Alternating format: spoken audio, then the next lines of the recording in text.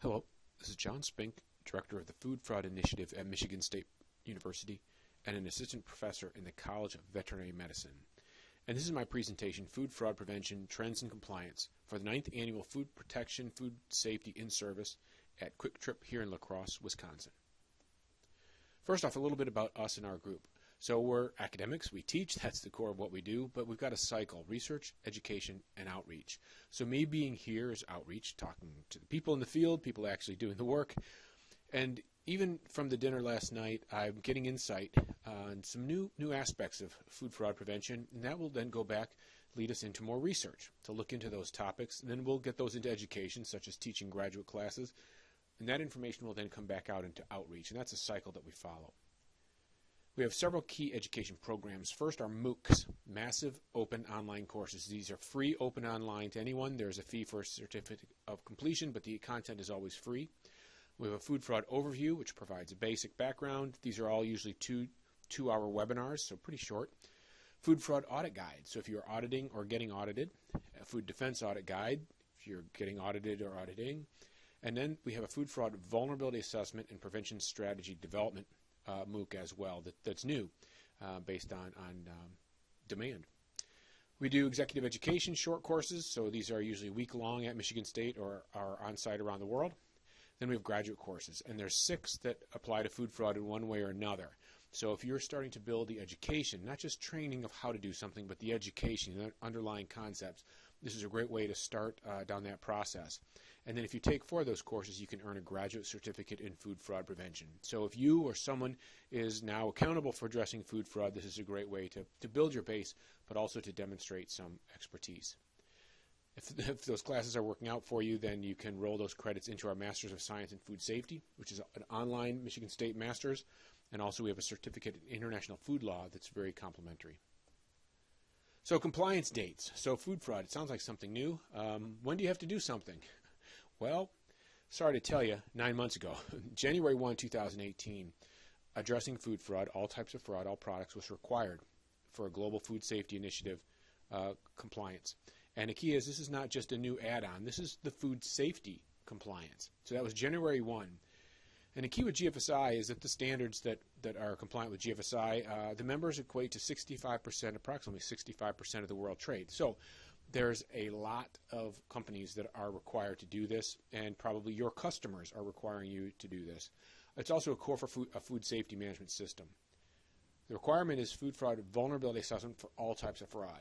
This is not just adulterant substances. This is for stolen goods, counterfeits, and others. Also required is a food fraud prevention strategy. That's to look at all products throughout the marketplace. So that could be raw material incoming goods, could be outgoing goods, could be product on a store shelf. That's a prevention strategy. So those are 2 documents that are required. No documents equal no is an audit non-conformance. So you need to be able to present these. Second thing is no certification equal no sales, or at least a lot of explaining. If you lose your GFSI food safety management system certification, then the hosts here at Kwik are going to have some conversations with you. Now, will they stop buying from you right now? Maybe, maybe not. But again, you're going to have a lot of discussions about why your food safety certification was lost. So this is a real key to consider. A lot of times food safety people don't realize that other end of the spectrum, but that's a real key point here. Now, this shouldn't really be a surprise because back in 2015, this was already starting to be a requirement, BRC and IFS, and actually around 2014, GFSI created a food fraud position paper. So they've announced this many years ago. It's just kind of become a surprise for people. Food Safety Modernization Act. So addressing food fraud, having a hazard analysis, was required as of September 2016.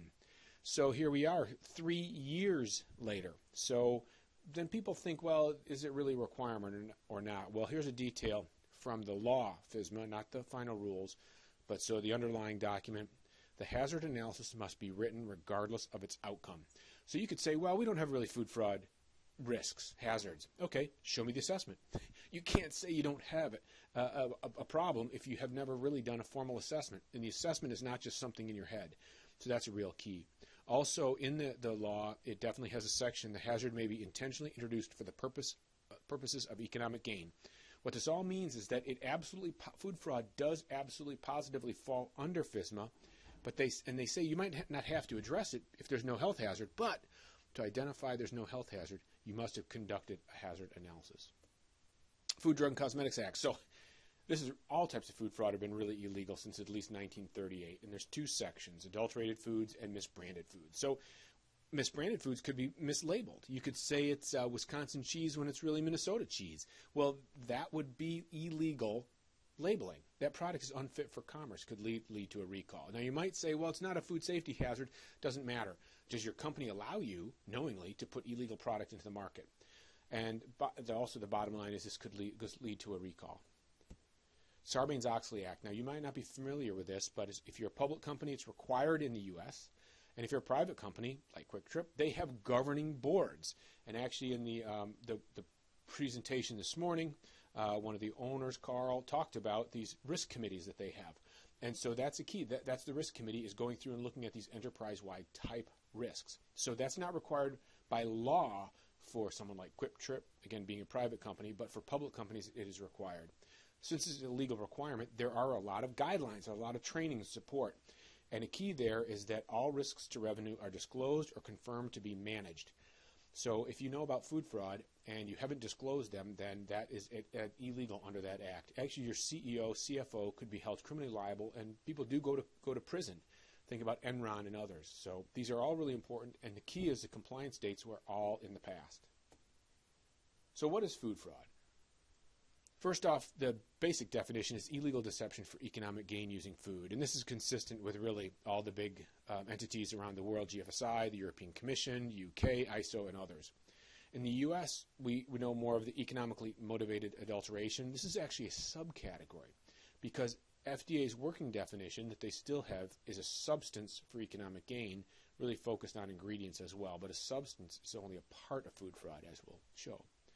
The motivation is economic gain, but later we'll have to go into more detail than just trying to make money. We need to look at how they think that they're going to infiltrate a system. It's important to also point out food defense. In the past, FDA had food fraud, EMA, under food defense, but after the Food Safety Modernization Act, the FDA narrowed the definition of food defense to only wide-scale human health harm. But generally, the general definition of food defense is the motivation is for harm or terror. And we'll get into more details a little bit later. The effect, there's always an economic threat. That could be the recall, could be the getting cheated on the type of product you think you're buying. And there's always a public health vulnerability, but not always a public health threat. And that's one reason why there hasn't been a lot of activity focused on food fraud, because people like FDA have prioritized public health hazards. And once melamine is no longer an active threat, a public health threat, then there's other public health threats that need a focus that get priority. There's a lot of types of food fraud. We won't go into it right now, but there's a lot of examples here you can cover. We also have a glossary. So if you'll see at the bottom, we actually started just adding up more and more terms. And so there's over 250 terms published there. So hopefully that's your go-to reference for anything food fraud related. And we actually have additional updates that will be over 350 words. So it's getting to become maybe not a glossary, but a dictionary or something. So what is food fraud? This was defined by GFSI through the GFSI Food Fraud Think Tank. I was one of the 4 people on the original group. There were 6 total eventually. And so GFSI does cover all types of food fraud. And you look down here, counterfeiting, mislabeling, gray market theft and diversion. Under there, we also have overruns and tampering, things like date code tampering, unauthorized refills. And a key is that GFSI is a quality management system, and it's looking for any of the root causes for food fraud. And with that, we'll find these other areas. And so gray market theft or diversion may not lead to a risk, an actual hazard, but we need to be aware of it. We need to be aware of all types of food fraud so we can really understand the vulnerabilities over time. Now, one thing is a couple of years ago, maybe horse meat and beef was not something you'd consider as an active hazard or threat. It would be a vulnerability, the species test. But now then once the incidents occurred in the UK, the horse meat and beef, the recalls, all of a sudden then that gets a higher level of concern. So if you were actively looking at your vulnerabilities and assessing them, you might have identified that early and you would have been able to react sooner. Traditionally, the US FDA focus, an economically motivated adulteration focus, is up here in actual substances. But again, just to reiterate, remind you that all types of food fraud are really what's covered by these other types of activities, including the Food Safety Modernization Act and the Food, Drug, and Cosmetic Act, and all hazards approach. So when we're looking at food risks, your company is accountable for all types of food risks and to manage them. So there are 4 basic types of risks, and you'll see how they're different. Now, first off, food safety and food defense. We were working in those areas. We've had food safety conferences. We study attacks in the supply chain. We feel like we know those. But when we looked at the root cause of food fraud, we found that the root causes were fundamentally different than for food safety and food defense. I mean, it's a human adversary. It's not E. coli. It's not just dirt. So there's not a known set of contaminants that are in that dirt. They're human adversaries. So they're very, very creative and very flexible. So food fraud is fundamentally different in the root cause.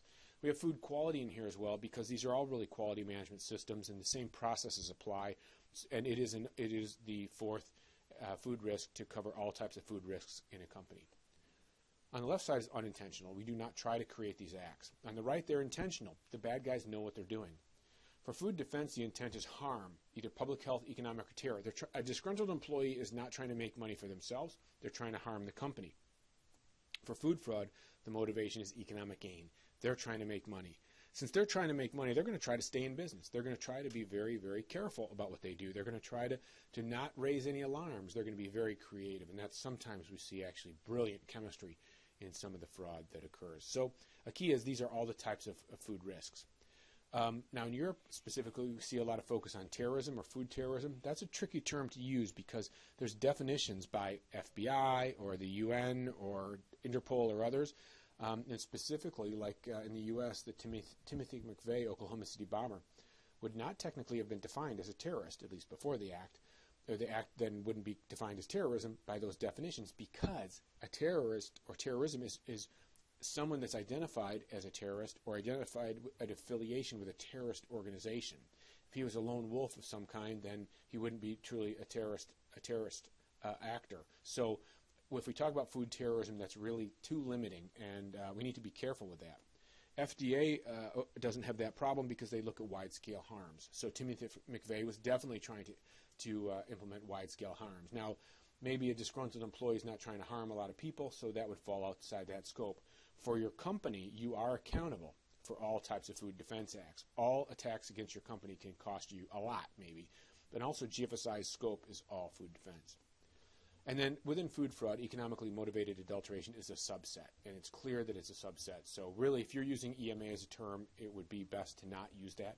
Shift over to the broader food fraud, more global term. So when we start to look at the actual compliance requirements, we'll look at GFSI. So in issue 7, but then 7.1, 7.2, this section didn't change. We'll look at the food fraud sections. Now there's 13 sections of GFSI. They're all really for food fraud are really exactly the same, so we'll cover just the first one. So food fraud vulnerability assessment. Now first to look at this is not a lot of detail. We actually counted these. 27 words here, 31 for the next. That's not a lot of detail. But in there, they are very clear in the broad scope. The standard, so that's the GFSI, and then the standard that is being compliant with that, BRC, SQF, someone mentioned SQF in the room, shall require that the organization, so you might be in a site audit, it might be a physical plant inspection, but they're looking at the organization-wide program. And you think about that, think about like harassment or something. If you have 50 plants, each 50 plant doesn't develop their own harassment program. It would be a part of the organization plan that's implemented. So the role of the facility is to confirm that the organization, the corporation, has a plan and that you're implementing it of however you're supposed to implement it. GFSI absolutely is focusing on the organization. This is a key because one overall vulnerability assessment or one overall harassment plan might apply to all 50. And that's a key. You might only need to have one for the entire organization. The next key points are documented, and then food fraud vulnerability assessment procedure. Now, this does not say how long it is. It doesn't say by ingredient. It just says that you've done one. Second is the food fraud mitigation plan or prevention strategy. Again, the standard. So that's looking at anything that applies to GFSI shall require the organization again. So it could, even if it's a site inspection, Even if it's a site plan, there could be one for the whole corporation. Has a documented, again, documented is key, measures that the organization has implemented to mitigate the identified food fraud vulnerabilities. So the vulnerabilities you identify in your first assessment, you then have plans to put in place. Now, the first step in a strategy is developing the strategy. This does not say that you have to have them all completely mitigated within controls. It just says that you have a plan implemented to mitigate these, and that's the start of the process.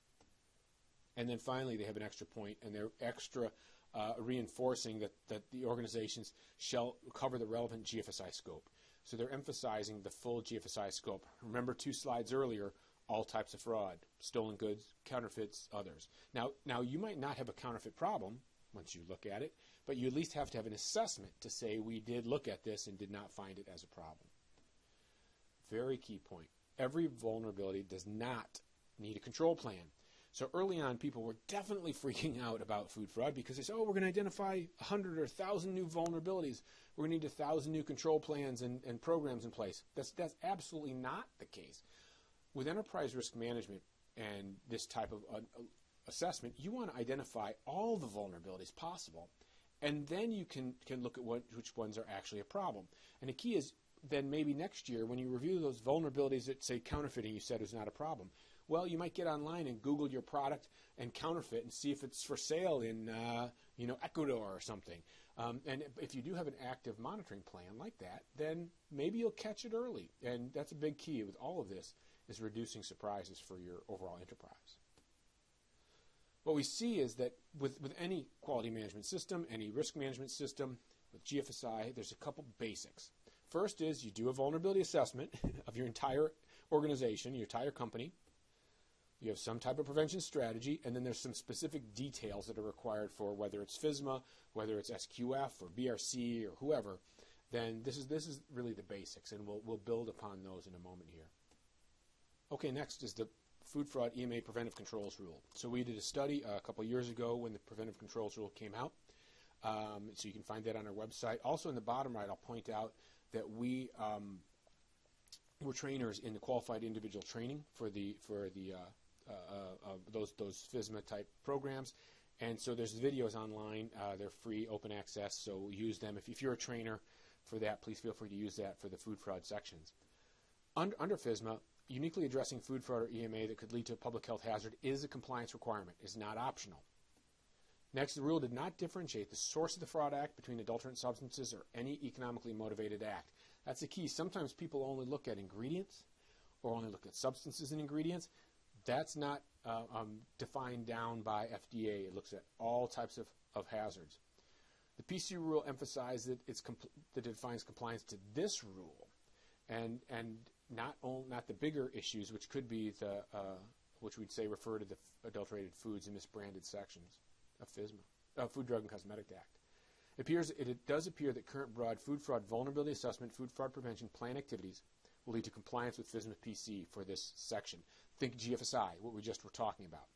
So unique hazard assessments required and address a hazard, a prevention plan. Now that's exactly what we talked about with GFSI, a vulnerability assessment, a prevention strategy that covers the full scope. So a key there is start with GFSI, and then we'll start to look at the details for other types of requirements. Now, an important part of GFSI is looking at non-conformance. And so FSSC presented this at the Food Safety Summit back in May. And they have food fraud requirements, won't go into those, and they talk about looking at the guidance document that FSSC has. So if you need more information, FSSC does have a food fraud and a food defense guidance document. At the presentation there, they noted this nonconformity grading. The one we'll focus on is the minor nonconformance. Food fraud and food defense requirements considered, but the design is incomplete and or execution not effective and or not fully embedded. So we'll talk about those. But look back at the critical nonconformance.